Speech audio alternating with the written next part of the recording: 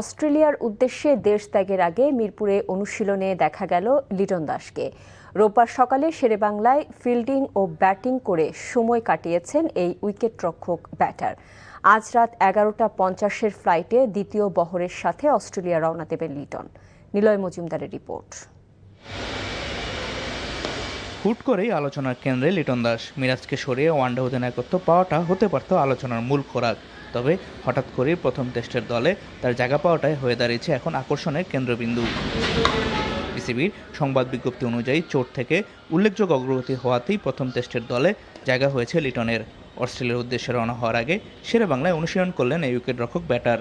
কিছুটা সময় ফিল্ডিং অনুশীলন করে এরপর লম্বা সময় ব্যাটিং করেছেন লিটন। 31 বছর বয়সী এই ব্যাটার গত জুন মাস থেকে চোটের কারণে মাঠের বাইরে ছিলেন। এর আগে জিম্বাবুয়ে সফরেও তাকে দলে রেখে খেলাতে পারেনি বাংলাদেশ। সিঙ্গাপুরে এমআরআই করার পর ধরা পড়ে তার মূল সমস্যা। রোববার রাত 11:50 ফ্লাইটে ডারউইনে থাকা দলের সাথে যোগ দিতে বাংলাদেশ ত্যাগ করবেন লিটন। Niloy Majumdar, NTV news, Dhaka.